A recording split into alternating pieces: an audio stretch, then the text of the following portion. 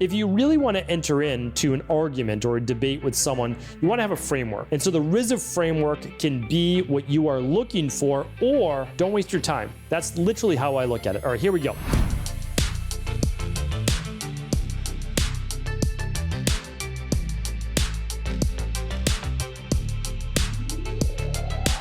Hey everybody, so good to have you here to start the week on the Cabral Concept. This is our Mindset and Motivation Monday, episode 2810 of the show. Fun topic here today. Love being able to try to bring you new angles around mindset, motivation, and basically overall life mastery. So I was listening to this amazing talk by Bo So, former debater, Harvard University, professional debate coach, and he goes over this framework, and it's an amazing framework that you can use with your colleagues or on social media or your friends or your family. And I'm going to give you different scenarios here today. But a lot of times there's a lot of disagreements going on in the world, right? There's disagreements about politics, there's disagreements about religion, there's disagreements, at least in my field, about the right diet for each individual, the right exercise program, the right supplements, the right everything, right? So everybody has an opinion, and there's always some type of back and forth. Sometimes it's done cordially, sometimes not. Well, Boso had a great framework, and it's called the Risa framework. And this is exactly how it works. R-I-S-A are the four letters you want to remember. And within those four letters, it stands for, and I'm going to go through them right now, a specific sequence that you want to go through with another individual before you waste your time, energy, or frustration of just spinning your wheels. Because we've all been there before, right?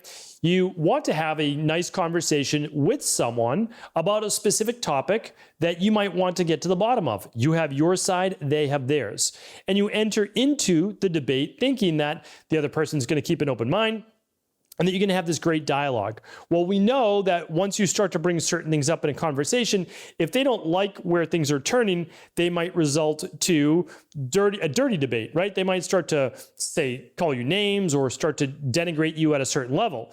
You know, I always love that saying, you know, first they try to demean, or first they laugh at you, then they try to slander you, and then finally, right, then it's accepted. That's the truth, essentially. The truth is laughed at, it's demeaned, they demean the individual who's speaking the truth, and then after widespread appeal, because people know the truth when they hear it, it's finally accepted. Well, with the debate, you don't have that time frame, right? If you really want to enter into an argument or a debate with someone, you want to have a framework. And so the Risa framework can be what you are looking for, or don't waste your time. That's literally how I look at it. All right, here we go. So you want to ask four things as you're entering into any dialogue. And dialogue's an even better word for it, because it doesn't necessarily have to be a debate. A debate, sometimes it at least, I think, infers that there's a winner, right? So we don't always want to have that. Same with an argument. An argument doesn't, not only does it infer that there's a winner, but truthfully, that it's going to be argumentative, that it's going to be somewhat hostile, right? So I'd say argumentative is the worst phrase for it. Debate, okay, not bad, but usually you're looking for a winner. But a dialogue is something where there doesn't have to be a winner, but rather a sharing of ideas. And I absolutely love that. All right, so let's get into the Risa framework right now by Bo So. The R stands for real. So is the disagreement real? It's an amazing way to start. So when I first read this, it didn't make a lot of sense. It honestly didn't. Then when I watched the video and I heard him explain it, I said, oh, yes, this makes total sense now as to how it's framed. Because a lot of times, honestly, if someone is slandering another individual or talking negatively about them, they're actually not necessarily even trying to debate. There's no dialogue. They don't even want to have an argument back and forth. They just want to prop themselves up to feel better about themselves or feel they looked better in front of other individuals. It's complete ego. So there is no real debate. There's no real dialogue, because the person is not actually interested in entering into any type of discussion. So you have to ask yourself first, is this individual who is sharing a difference of opinion even looking to do so in a good faith-based dialogue? And a lot of the times, at least on social media, they're not. So if you believe in one political party, then they're just going to slander you and your thoughts or whatever it is, vice versa, both sides. If you're a particular religion, at least I think most people are just a little bit more open-minded, but not everybody, someone could still, though, say, I'm not going to listen to anything that this person has to say because they're of, X religion, like whatever it might be. And so we have to understand is that sometimes a person calling out words or sending out a disagreement has no real interest in actually what you have to say. So immediately, what is the point? This is what I think. What is the point of responding, right? The point of responding, in my opinion, if it's on social media, may just be so that there is some, at least, framework for what you believe that's out there in the world. However, the truth is, especially as you gain more and more followers on social media, and I know there's a lot of practitioners listening to this, you can't respond to every single comment. You can respond back the same day, but people can leave a comment on a post that you did a year ago, and you're never going to see that comment for the most part, right? So it's like you can't respond to everything, but if you feel it appropriate, at least lend your point of view on the post and then simply walk away. Because if a person's simply being belligerent and they just want to spew their hate or whatever it might be, as I like to say, it's literally none of your business. That's on them. That they're showing their true character. That's what I always say. If you come out and you are someone that is always looking to put another person down, that's more on you than it is on me or anybody else, right? It's like, why would you do that? You can spend your time either speaking your truth or building people up rather than trying to break others down so you can stand necessarily on top of them, right? It's just two ways of looking at the world. And there's a lot of people out there who are making their social media influencer videos about them literally just talking negatively about other people. It's one of the strangest things that I've ever seen, but that is how they're choosing to live their life. Not a very happy life, I wouldn't assume, but that is how they're choosing to do it. All right, so that is R. The R is real. Is this dialogue even real? Is there a real debate here? And oftentimes there isn't. But if there is, now we can move on to the next topic, and that's I, for important. Is it important enough to justify the disagreement that you're having or the debate that might take place?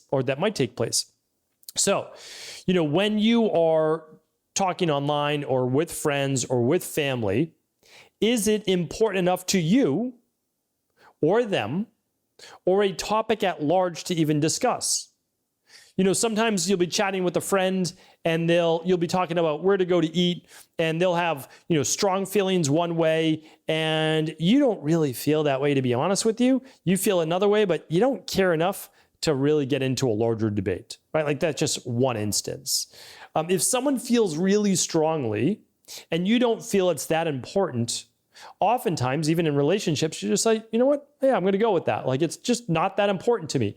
So there's no reason to be a person that's always debating other people. But we know those people, right? We all know at least one of those people. It's not that they're bad people, but it's like no matter what you say, they have a difference of opinion. Now, that's not necessarily a bad thing if they're bringing up good points and giving you good things to think about. But when someone is just always disagreeing for literally the sake of disagreeing, it can be pretty annoying after a while. So it is my opinion, I don't know what Bo So would say, but it's my opinion that you only engage in dialogue that has meaning to you. If not, there are much better ways to spend your time. All right, the third one is this. The S stands for specific. And specific means, is there something specific to discuss? Meaning, can progress be made in this debate on a specific topic? Because if it's wildly general, then all people do is talk in circles. And I brought this up many years ago in a podcast. So because I like to show both sides of the debate. I actually love debate. But very few people love debate to engage in dialogue. People like debate to hear themselves be heard and to speak their truth. And we'll get to that in just a moment. But that's not a debate, right? That's not a debate. That's you arguing your point. But there's another half, right? There's another side to that. So Specific is this, and I gave this example a few years ago.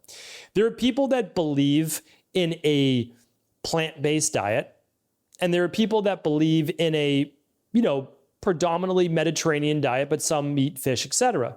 And it's a little bit different now because we have the carnivore diet and we've got keto-based diets and different types of diets, which are a little bit more to the extreme side, right? But at least 3 years ago or so, people said, yeah, we need to eat some fruits and vegetables. Some people, less fruit, more vegetables. Okay, but we can agree on that. And then it's like, how much meat do we really need? Well, we definitely want to get some fish in the diet because fish has good omega-3s. Okay, yeah, we've got that. And then, maybe a handful of meat. So when I was going down to it at the end of the day, because I like to read a lot of books. I like to read, what's out there, what's popular, so I know what people are reading as well. And I said, these books are all pretty much talking about the same thing. Like when I look at a lot of people in true mainstream health, meaning like they don't have a marketing agenda for their specific brand or whatever it might be. They're just true practitioners who want to help people. And it looks like a predominantly plant-based diet, but then some add in like 6 ounces of meat or fish or whatever it might be per day. And so when I look at those and I say, what are we really debating or arguing over, right? Are we really debating over these two diets? Because, for out of your 28 meals, 21 meals per week, right? Let's say 3 a day, and there's 7 days a week. Out of those, and when we look at the preponderance of all the food that's eaten, okay, you're eating a handful of protein every single day. And that's really the difference between like those two diets. And so when I looked at this, like, why are we even having this radical debate? But if we are, well, then let's not make it about whether we believe fruits and vegetables are valuable. These two people clearly do. But when you look at a lot of the paleo diets, yeah, they believed in that, but they also believed in some fish or some meat. Okay, good. So now when we add that into the debate, let's not debate on plant-based versus not plant-based. Let's debate strictly on, should we include 6 ounces, and pick around 4 to 8 ounces, pick whatever you want, right? It's basically, that should be more based on activity level, muscle tissue breakdown, weight, etc. But if we do that, like, let's have the debate specifically about not if we value a plant-based diet, but if we want to add in that 6 ounces of protein per day. And then one side could specifically debate about amino acids, et cetera, and the other could debate the same exact thing about amino acids, et cetera, and how they might be beneficial. And that would be a really interesting debate, right? But that's very specific, because two people can debate about plant-based or not plant-based, and it goes all over the map, because there's a lot of people eating a plant-based diet and they're eating all processed food. It's garbage, and they're eating all simple carbohydrates, and that doesn't count, and they're not eating enough protein. So again, like, you can get into it, but it's a whirlwind of debate, and there's nothing specific to actually talk on. So when you're having a debate, you want to state what the specific topic is, and we'll get to that right now. So the last part in the Risa framework is aligned. So the A stands for aligned. So are both parties aligned at keeping an open mind as to where they may be wrong, or at least open to see the other side's point of view? This is where most then dialogues are going to break down. So think about this. You go into this and you want to have a real dialogue with an individual. Like, it might be on a podcast. It's, this is useless over social media. I'll talk about that in a moment. Or a family member or a coworker. You can say to them, okay, here's what we seem to disagree on. And that's the real part. Like, here's the disagreement. Okay. You would already have checked off, is it important to you? Because if not, you say, you know what? Hey, let's just agree to disagree, or you're right. No, you don't have to argue about everything. And then specific, all right, this is what we're disagreeing on specifically. Is that correct? Because you want to make sure that it's specific. They might say, no, I'm not disagreeing on whether you should have 6 ounces of protein per day. And they might actually say, I actually don't think that there's anything wrong with a plant-based diet plus a little protein. I just choose not to eat any animal-based protein. There's a lot of people out there, not saying me, I'm saying other people. And so they may be good with that, right? Like, there might be no argument at all. Like, you're engaging in an argument which is just strictly personal for them and not about overall health. So you get specific. And then the last thing you have to ask is, are you keeping an open mind during this debate? Are you willing to keep an open mind during this debate? Is it possible that there would be another point of view that would be in conflict of yours that you'd be open to hearing? Is it possible that you could keep an open mind that you may even be wrong if I do exactly the same? Would you be open to that? And if the person says yes, now you have an open dialogue. And you go into it in a much more gentler manner where you can actually come out of it friends as well. But most arguments, the people hate each other after they come out of it because they went into it trying to win. It was a battle instead of sharing knowledge with each other, right? And if you can share knowledge, that's what it really should be about. If not, why spend your time knowing by the end of the 5 minutes, the 10 minutes, or the hour podcast that you're just going to feel heated and you're going to be in a state of fight or flight and nothing gets resolved anyways because it was just two people shouting at each other, and the people that believed X ahead of time are still going to believe that, and the people that believed Y still believe that, and nothing got solved. And those types of things are just, I think they are, in my opinion, just instances or lessons in futility. That's it. Like they're meaningless and a waste of people's time because nothing was solved from it. Whereas if you can debate a family member or have a dialogue with a family member or a coworker and you go into it saying, it seems like you're saying this. Is that correct? Interesting. I believe this. Here's the specifics of what I believe. This seems to be what you believe. Is that correct? Yes. Okay. Are you interested in talking more about this? I would love to hear your side of your point of view. I'd like to be able to share mine. Are you open to that? Can you keep an open mind so that we can leave this debate actually feeling good? And if they can say yes, those are amazing conversations. They are literally amazing. Here's the only reason that they don't end up working out, even if you go through the Risa framework. Someone feels attacked, or their ego gets in the way, and they understand that the point they had is actually incorrect. That the person on the other side is showing them the flaws in their argument. Now, the individuals who can actually say, you know what? That's a great point. I never thought of that.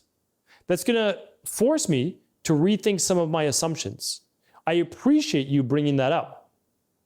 I'm going to give that more thought. The person that can do that, they are reaching that next level in Maslow's hierarchy of needs, right? So when you look at that, as you move through the 5 levels of Maslow's hierarchy of needs, you reach more to a state of enlightenment where you care much more about the truth than you do about being right. I can link up Maslow's hierarchy of needs at stephencabral.com/2810 along with the Risa framework if you want to go deeper and one of Bo So's videos. Thanks so much everybody for tuning into today's show. I hope this was helpful, and of course, do feel free to share this with anyone you believe it could serve. Thanks so much for tuning into today's show. Before you go, don't forget to hit that subscribe button. I want to make sure that you're getting our daily content, not missing out on anything functional medicine, wellness, weight gain, weight loss, anti-aging, living longer, stronger, and all of the most cutting-edge research.